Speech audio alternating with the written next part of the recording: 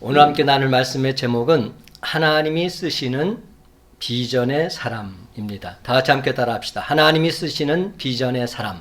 하나님이 쓰시는 비전의 사람. 여러분, 존 맥스웰이 쓴 열매 맺는 지도라는 책에 보면 이런 글이 나옵니다.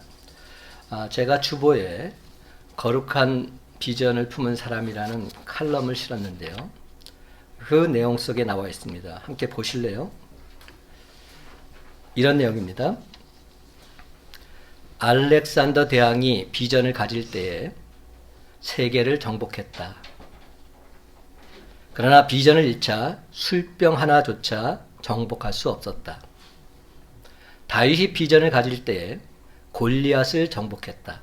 그러나 비전을 잃자 그는 자신의 정욕조차 정복할 수 없었다.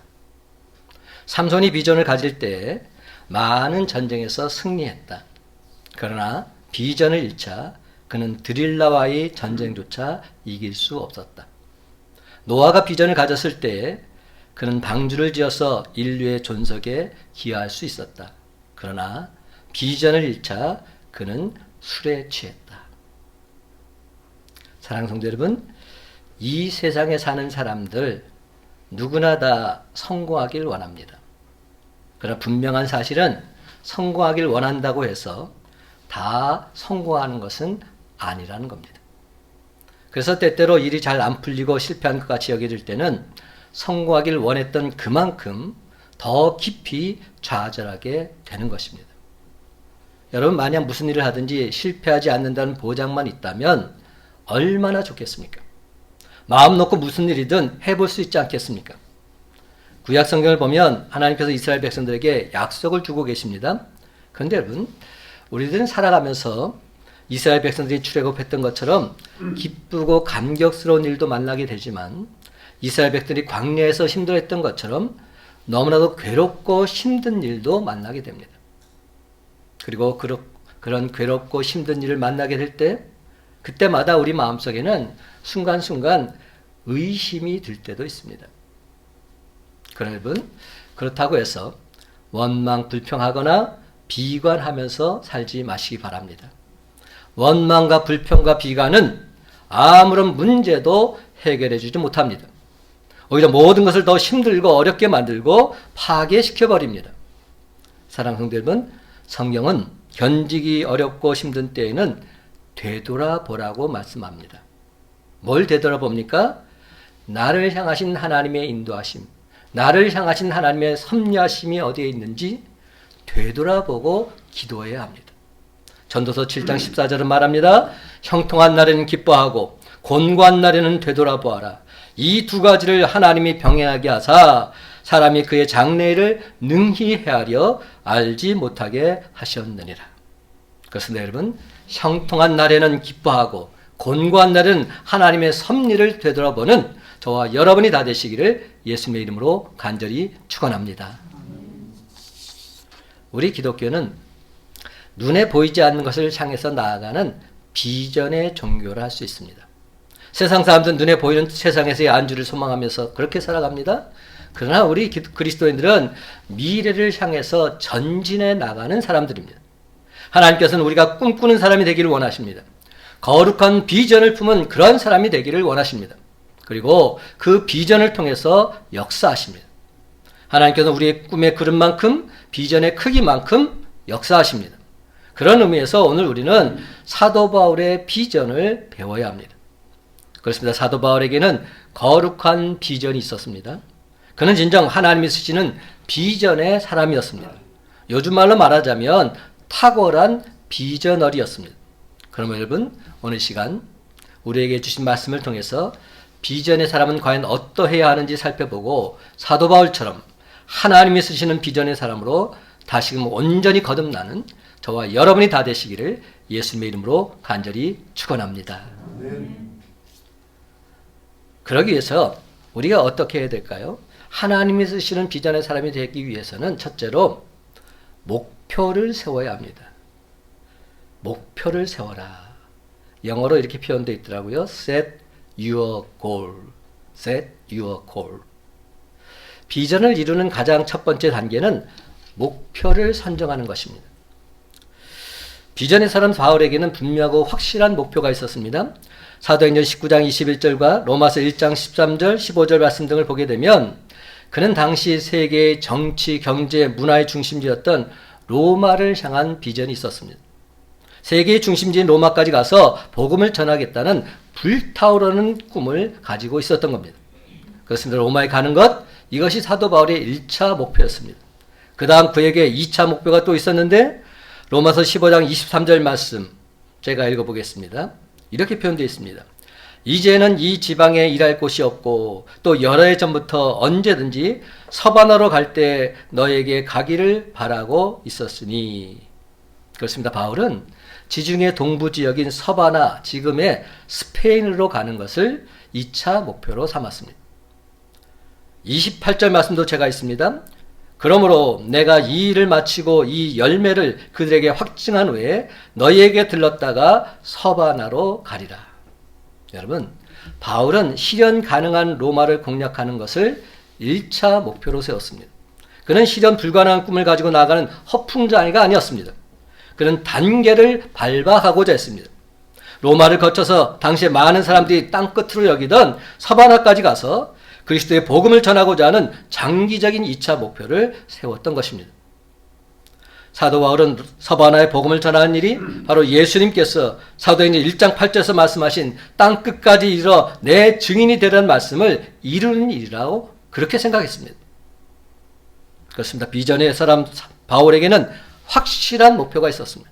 주님께서 명령하신 세계 복음화를 위해서 로마를 전진기지로 정하고 그것을 통해서 당시에 땅끝으로 여겼던 서바나를 공략하고자 했던 것입니다. 사랑하는 성도 여러분, 비전의 사람은 말만 하는 사람이 아닙니다. 말은 코미디언이나 개그맨이 잘합니다. 시장통의 약장수도 말은 잘합니다. 비전의 사람은 구체적인 강론이 있어야 합니다. 근데 많은 세상 사람들이 우리 그리스도인들을 향해서 뭐라고 표현하는지 아십니까? 말만 잘한다고. 말은 잘하네. 여러분, 이게 어떤 의미입니까? 말은 잘하는데 행동이 뒷받침되지 못하고 있다는 말 아닙니까? 진정 하나님이 쓰시는 비전의 사람이 되려면 구체적인 목표가 있어야 됩니다. 왜냐하면 목표는 믿음의 선언이요 비전의 옷이기 때문에. 그래서 비전을 이루기 위해서 가장 중요한 것이 바로 목표 설정입니다. 목표를 정하고 나면 그 순간부터 목표가 우리들을 이끌어가는 견인차 역할을 합니다. 목표는 온갖 어려움과 역경을 극복하게 만드는 힘이 있습니다. 목표가 분명한 사람은 아무리 실패의 난관이 있다 할지라도 그 목표를 이룰 때까지 좌절하지 않습니다. 꾸준히 목표를 향해서 달려갑니다. 바울에게는 세계 복음화라는 비전과 목표가 있었습니다. 그는 이 비전을 가지고 나아갔습니다. 매를 맞아도 멈추지 않았습니다. 돌에 맞아도 멈추지 않았습니다. 배가 파선을 당해도 멈추지 않았습니다. 그의 가슴 속에서 활활 타오르는 비전으로 인해서 그 어떤 난관 속에서도 결단코 좌절하지 않고 담대히 나아갈 수 있었습니다. 그러면 여러분, 오늘 시간 사도 바울과 같은 이런 비전이 여러분에게도 동일하게 있게 되기를 바랍니다. 그렇습니다, 여러분. 살만 나게 하는 비전, 그 어떤 어려움도 극복하게 하는 그 비전이 저와 여러분의 가슴 속에서 활활 불타오르게 되시기를 주님의 이름으로 간절히 축원합니다. 하나님이 쓰시는 비전의 사람 두 번째 모습은 목표를 세웠다면 그 목표를 향해서 최선을 다해야 합니다. 최선을 다하라. 영어로 이렇게 표현되어 있어요. Do your best. Do your best. 여러분, 목표를 세웠으면 목표를 이루기 위해서 최선을 다해야 합니다. 목표는 얼마든지 세울 수 있습니다. 그러나 그 목표를 향해서 끝까지 나아가는 사람 얼마 되지 않습니다. 비전의 사람은 목표를 세우고 그 목표를 향해서 최선을 다하는 사람입니다. 그런 의미에서 구약시대 요셉은 우리에게 많은 것을 가르쳐 줍니다. 그는 큰 꿈을 가졌지만 현실을 무시하지는 않았습니다. 그는 애굽으로 끌려갈 때 어떻게 하면 도망갈까 궁리하지 않았습니다. 보디발 장군의 집에서 종살이 할 때도 도망치려고 하지 않았습니다. 종살이 하면서도 그는 최선을 다해서 일했습니다. 그 결과 그는 보디발 장군의 모든 살림살이를 책임지는 가정총무에까지 오르게 됩니다. 또 그는 옥중에서 억울하게 옥살이할 때도 어떻게 하면 쇠사슬을 벗어날까 생각하지 않았습니다. 그는 오히려 감옥 속에서도 최선을 다했습니다. 그래서 요셉은 오늘날의 교도소장과 같은 간수장으로부터 인정을 받아서 옥에 있는 모든 죄수를 관리하는 자리에까지 앉게 되었던 것입니다. 진정한 비전의 사람은 주어진 현실로부터 도피하지 않고 처해진 현실을 인정하며 살아갑니다. 비전의 사람은 현실을 도외시하는 이상주의자가 아닙니다. 그렇다고 해서 미래는 무시한 채 현실만을 바라보는 현실주의자도 아닙니다. 비전의 사람은 미래에 대한 기대를 가지고서 처해진 현실 속에서 최선을 다합니다. 오늘 본문에 나오는 바울은 로마를 거쳐서 서바나에 가고자 하는 비전과 목표를 세웠습니다. 하지만 그에게 놓여있는 현실은 참으로 암담했습니다. 로마에 가기를 수차례 시도했건만 번번이 길이 막히곤 했습니다. 22절을 제가 읽습니다. 그러므로 또한 내가 너에게 가려 하던 것이 여러 번 막혔더니, 그가 비전을 성취할 수 있는 길이 막혀버린 것입니다. 그런데도 불구하고 사도 바울은 제자리에 주저앉지 않았습니다. 그는 주어진 현실 속에서 최선을 다해서 주의 일을 감당했습니다.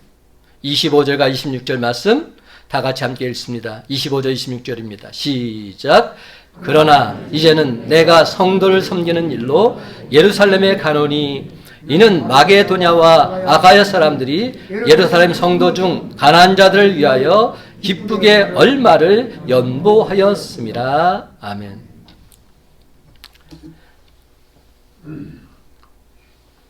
사도 바울의 이 비전은 로마와 서바나까지 가서 그리스도의 복음을 전하는 것이었습니다. 하지만 그 길이 막히자 그는 예루살렘으로 발길을 돌립니다. 그는 박해와 어려움 속에 처해 있는 예루살렘 교회 성도들을 돕기 위해서 고린도와 갈라디아와 마게도니아 등 많은 이방인들이 든 구제 헌금을 가지고서 예루살렘으로 향하고 있습니다. 사도 바울에게는 해외 선교에 대한 비전이 있었지만 그 길이 막히자 모 교회인 예루살렘 교회를 돌보고 있는 겁니다. 그는 처해진 현실 속에서 최선을 다하면서 해외 선교의 길이 열리기를 기다리고 있었던 것입니다. 여러분, 오늘 이 시간 사도 바울의 최선을 다하는 모습을 여러분도 온전히 배우시기 바랍니다. 그런데 현실을 통하지 않고서는 미래 또한 있을 수 없습니다. 현실을 거쳐야 반드시 미래가 주어지게 됩니다. 찬란한 미래가 저절로 다가오지는 않는다는 겁니다. 지금은 가왕이라고 불리우는 가수가 있죠. 가수 조용필 씨입니다. 가수 조용필 씨가 저보다 연배가 좀 되는데 저희 선희 처남하고 똑같이 생겼어요. 키도 똑같고요. 생김새도 똑같아요. 그래서 우리 선희 처남이 병원에 입원했을 때 조용필 왔다고 가지고 사인 받으러 오고 난리가 났던 그런 적이 있었습니다. 그 조용필 씨가 제일 먼저 히트친 노래가 뭐죠? 그런 건 잘 안 해. 그 돌아와요 부산항에, 이 노래로 70년대 중반에 빅히트를 쳤습니다. 그래서 정상급 가수로 일약 발돋움했지요. 그런데 그가 그만 대마초를 피우다가 결국은 가수 활동을 못하게 됩니다. 그리고 80년에 들어서야 해금이 됩니다. 그리고 그가 80년에 해금이 되면서 내놓았던 노래가 있는데 뭔지 아세요? 너무 자신있게 말씀하시네. 맞아요. 창밖의 여자라는 그런 노래였어요. 그 노래가 공전의 빅히트를 치면서 그는 또다시 정상급 가수에 오르게 됐지요. 그 당시 이 창밖의 여자를 모르면 간첩이었어요. 제가 항상 청년 때인데 얼마나 그 노래가 애절하게 들려왔는지 모릅니다. 한번 불러볼까요? 제가 일부 때 불렀는데 부르고 나서부터 설교가 잘 안 되더라고요. 영적으로 자꾸 눌려가지고 그런 것 같아요. 그래도 한번 불러볼게요. 누가 사랑을 아름답다 했는가? 누가 사랑을 아름답다 했는가? 차라리 그대의 흰 손으로 나를 잠들게 하라. 근데 일부 때는 아멘 하더라고요. 이게 아멘 할 건 아니잖아요. 조영필 씨가 참으로 그 당시에 엄청난 인기를 누렸어요. 그런데 그런 그가 인터뷰에서 밝힌 이야기가 있습니다. 40여 년이 지났지만 그의 인터뷰가 지금도 기억이 납니다. 그가 창밖의 여자를 부르기 위해서 엄청난 양의 피를 목에서부터 토해내었다는 겁니다. 그 노래 중에 제가 지금 이 노래를 불렀지만 저도 높게 부른다고 했는데 조영필 씨 노래를 들으면 더 높아요. 굉장히 높습니다. 그 높은 고음을 내야 하는 부분이 있기 때문에 그는 그 고음을 내기 위해서 대야에 피를 토하면서 연습하고 또 연습했다고 합니다. 가수들이 노래를 취입할 때 20, 30번 정도 녹음을 해야 하는데 반해서 조영필 씨는 창밖의 여자를 스튜디오에서 녹음할 때 무려 100번 이상을 계속해서 녹음하고 또 녹음했다고 합니다. 여러분, 창밖의 여자라 이 노래가 저절로 만들어진 게 아니라는 겁니다. 인류 가수가 저절로 되지 않습니다. 가수들 뒤에서 춤추는 백댄서들 있죠? 그들도 저절로 되지 않습니다. 관절이 다 상하도록 연습을 해야 가수들 뒤에서 백댄서로 나타날 수 있는 것이죠. 의사가 저절로 되지 않습니다. 과학자가 저절로 되지 않습니다. 최선의 노력이 필요합니다. 사도 바울은 주어진 환경에서 최선을 다하고 있습니다. 사도 바울과 같은 열심과 최선을 다하는 모습, 이 모습이 저와 여러분에게도 동일하게 있게 되기를 바랍니다. 사랑하는 성도 여러분, 사방으로 우겨쌈을 당하듯이 사방이 꽉 막혀 있다 할지라도 주어진 여건 속에서 최선을 다하시기 바랍니다. 미래의 비전을 이루기 위해서 지금 이 순간 최선을 다할 때 내가 할 수 없는 나머지는 하나님께서 완벽히 해결해 주실 줄로 믿습니다. 하나님이 쓰시는 사람, 비전의 사람 세 번째 모습은 최선을 다하는데 그쳐서는 안 되고요. 세 번째가 정말 중요한데요. 자신을 점검해야 됩니다. 영어로 이렇게 표현되어 있어요. Feedback yourself. 자신을 점검하라. 여러분, 오늘 본문 25절에 보면 사도 바울은 예루살렘으로 돌아간다고 말하고 있습니다. 그는 이방 교회에서 드린 구제 헌금을 가지고 예루살렘 모 교회로 가고자 했습니다. 그리고 난 다음에 로마를 거쳐서 서바나로 가려고 했습니다. 28절 말씀 함께 읽어봅시다. 28절. 그러므로 시작. 그러므로 내가 이 일을 마치고 이 열매를 그들에게 확증한 후에 너희에게 들렀다가 서바나로 가리라. 근데 여러분, 여기에서 한 가지 눈여겨보아야 할 것이 있습니다. 그는 이방교에서 모은 구제헌금을 직접 가져가지 않아도 되었습니다. 직접 가져가지 않고 그의 신실한 동역자들에게 맡겨서 그들을 통해서 그것을 보낼 수도 있었습니다. 근데 왜 그가 직접 갔을까요? 예루살렘에 가는 길은 멀고 또 주위에 바울의 생명을 위협하는 무리들이 너무나 많았기 때문에 가는 것이 너무나 위험하다 사방에서 만류했습니다. 에베소 교회 장로들이 밀레도까지 와가지고 만류했던 것을 우리가 기억하지 않습니까? 그런데도 그는 직접 예루살렘을 방문하고 있습니다. 도대체 그 이유가 무엇일까요? 무엇 때문에 바울은 위험하기 짝이 없는 예루살렘 행을 감행하고 있는 것일까요? 그는 예루살렘 모교에 자기의 선교 사역을 보고함으로 하나님 말씀이 성취되었음을 확증하기 위해서였습니다.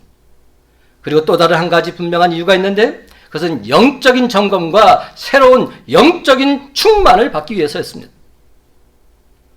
여러분, 자동차로 인해서 낭패를 당한 적 있으십니까? 저는 많습니다. 갑자기 가다가 차가 트렁크 타이어가 펑크가 나서 길 한복판에서 정말 어디 가도 못했던 그런 경험을 했던 적도 있고요. 그리고 어떤 때는 제 차가 또 빠져가지고 그걸 꺼내려고 레카차를 부르고 고생을 했던 적도 있습니다. 여러분, 자동차를 제때 점검하지 않고 운전을 하다가는 큰 코를 다칠 수 있습니다. 엑셀레이터를 밟는다고 해서 자동차가 무한정 움직이는 것 아닙니다. 엔진 오일도 점검해야 하고 라디에이터의 물도 점검해야 하고 타이어도 점검해야 하고 브레이크도 점검해야 합니다. 자동차를 점검해서 수리해 주지 않으면 자동차가 어느 날 갑자기 기능을 상실해서 돌이킬 수 없는 대형 사고를 일으키기도 하는 것입니다. 이는 우리의 삶도 마찬가지입니다. 우리가 목표를 향해서 열심히 달리는 것도 좋지만 때때로 자기 자신을 돌보아야 합니다. 우리 스스로를 점검해야 합니다. 우리의 삶을 점검하고 재충전하는 것, 이것이 반드시 필요합니다.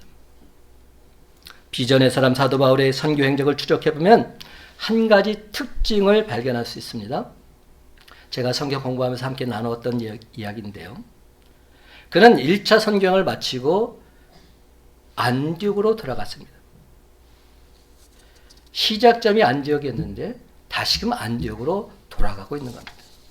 2차 선교행 때는 어떻게 했습니까? 안디옥에서 시작해서 예루살렘을 거쳐서 안디옥으로 돌아옵니다. 그리고 3차 선교행은 오늘 본문에 나와 있는 것처럼 선교행을 마치고 예루살렘으로 돌아가고 있습니다. 바울의 사역은 항상 베이스부터 출발했습니다. 그리고는 베이스로 돌아왔습니다. 여러분, 야구 경기 아시잖아요? 야구 경기가 홈에서 시작해서 돌아서 홈으로 돌아오면 1점이 나는 거잖아요. 그게 야구 경기 아닙니까? 그러니까 항상 시작점에서 다시금 돌아서 시작점으로 돌아오는 것, 이것이 승리의 비결인 것이죠. 지금 사도 바울은 항상 그런 기준으로 사역을 했던 겁니다. 그 이유가 뭔지 아시죠? 자기 점검, 새로운 충전을 위해서. 시작했던 곳에 다시 와서 자기 자신을 점검하고 다시금 새롭게 충전해서 다시금 새 출발하는 겁니다. 이것이 사도 바울의 전도 패턴이었습니다. 그렇습니다, 여러분. 충전 없이 계속해서 일할 수는 없습니다. 건전지를 계속해서 사용하면 방전되는 것처럼 우리도 계속해서 나가다 보면 반드시 새로운 충전이 필요합니다. 17세기 초 미국 이민 초창기 때의 이야기입니다. 미국 서부에서 금이 난다는 소식을 듣고는 금을 캐기 위해서 많은 사람들이 영국에서 배를 타고 건너왔습니다. 그리고 미국 동부에서 시작합니다. 미국 동부에서 그들은 서부에 있는 금광을 서로 차지하기 위해서 서쪽으로 달리기 시작합니다. 그런데 그들은 두 그룹으로 나누어지게 됩니다. 한 무리는 하루도 쉬지 않고 말을 타고 서쪽으로 달린 반면에 다른 한 무리는 6일을 다니고 꼭 7일째는 하나님께 예배를 드리고 휴식을 취했습니다. 그런데 얼마 있지 않아서 예배를 드리고 휴식을 취하며 달리던 신실한 그리스도인들의 눈앞에 앞서가던 무리들이 길가에 앉아있는 것이 목격이 되었습니다. 그들은 더 이상 앞으로 가지 못한 채 제자리에 멈추어 서 있었습니다. 알고 보니까 앞서 타고 가던 말들이 계속 달리다 보니까 병에 걸려서 꼼짝도 못하고 지금 다 쓰러져 버리고 만 겁니다.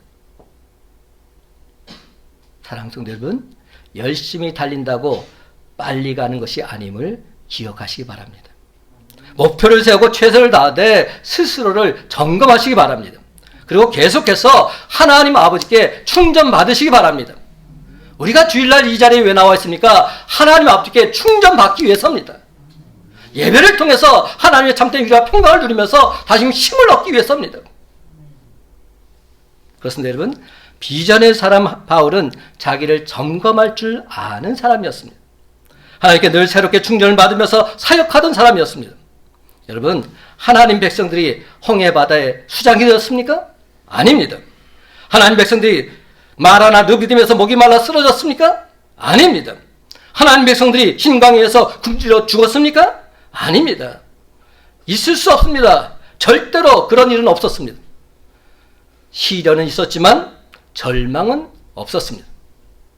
그렇습니다, 여러분. 우리에게도 마찬가지입니다. 시련은 있을지 모르겠지만, 환난은 있을지 모르겠지만 예수 그리스도가 이기셨기에 우리에게는 승리밖에 없는 줄 믿으시기 바랍니다. 우리에게 절망이란 있을 수 없습니다. 우리에게는 승리밖에 없습니다. 요한복음 14장 1절 주님께서 이렇게 말씀하십니다. 너희는 마음에 근심하지 말라. 하나님을 믿으니 또 나를 믿으라. 로마서 8장 28절 하나님을 사랑하는 자 곧 그의 뜻대로 부르심을 입은 자들에게는 모든 것이 합력하여 선을 이루느니라. 빌립보서 1장 6절 너희 안에서 착한 일을 시작하시니가 그리스도 예수의 날까지 이루실 줄을 우리는 확신하노라. 확신한다 말합니다. 우리는 혼자의 힘으로 거친 샛발을 뚫기에는 너무나도 연약한 존재들입니다. 우리 혼자의 힘으로 절망과 고난을 맞닥뜨리기에는 너무나도 연약한 존재들입니다. 그렇습니다. 우리들 각자 혼자의 힘으로 주님이 주신 사역을 감당하기에는 너무나도 역부족입니다. 우리 혼자의 힘으로 주님의 비전을 성취하기에는 너무나도 무기력합니다. 여러분의 교회 사역은 어떠하십니까? 여러분의 가정 사역은 어떠하십니까? 여러분의 일터 사역은 어떠하십니까? 지금까지 비전을 세우고 서원하고 꿈꿨던 그 모든 것들이 지금은 과연 어떠하십니까? 깨어지고 부서지고 헤어지고 연약해지고 의기소침해지지는 않으셨습니까? 여러분, 지금까지 교회 사역, 일터 사역, 가정 사역을 기쁨으로 감당해 왔다면 이는 여러분의 힘이 아니라 하나님의 전적인 은혜로 감당하게 된 줄 믿으시기 바랍니다. 승리하신 주님께서 여러분의 손을 꽉 붙잡고서 지금까지 인도해 주신 줄 믿으시기 바랍니다. 세상에서는 너희가 환난을 당하나 담대하라. 내가 세상을 이겼노라. 담대하라고 말씀하십니다. 예수님께서 세상을 이기셨기 때문에 우리도 넉넉히 이길 수 있다 말씀해 주고 있는 것입니다. 그렇습니다. 이처럼 주님 주신 말씀을 늘 공급받고 사는 사람, 그 자신도 놀랄 정도로 반드시 지경이 넓어질 뿐만 아니라 승리하게 되어 있습니다. 왜입니까? 우리 주님께서 승리를 약속해 주셨기 때문에. 사랑하는 성도 여러분, 아직까지도 이 약속의 말씀대로 살지 못하셨다면 이제부터라도 하나님을 전적으로 믿고 신뢰함으로 교회에서, 일터에서, 가정에서 주님이 주시는 비전 가지고 힘차게 나아가시기 바랍니다. 그러면 우리 주님께서 저와 여러분과 동행하셨어요. 마침내 승리의 함성을 외치게 될 줄로 믿습니다. 하나님이 쓰신 비전의 사람 한 가지가 더 있습니다. 마지막 더 중요한 것입니다. 기도하는 삶을 살아야 된다는 겁니다. 승리하려면 기도의 자리에 있어야 합니다. 근데 오늘 성경은 뭐라고 표현하고 있냐면 함께 기도하라고 말합니다.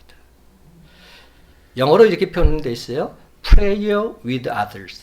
Prayer with others. 다른 사람들과 함께 기도하라. 이런 말 아닙니까? 여러분, 많은 바울 서신들을 보면 그가 수신자에게 기도를 부탁하는 모습을 발견할 수 있는데 오늘 본문 바로 뒤에서도 로마 교회 성도들에게 기도를 부탁하고 있습니다. 30절 말씀 제가 한번 읽어볼게요. 이렇게 되어 있습니다. 형제들아, 내가 우리 주 예수 그리스도와 성령의 사랑으로 말미암아 너희를 권하노니 너희 기도에 나와 힘을 같이하여 나를 위하여 하나님께 빌어. 그것이다. 바울은 매우 간절하게 기도를 부탁하고 있습니다.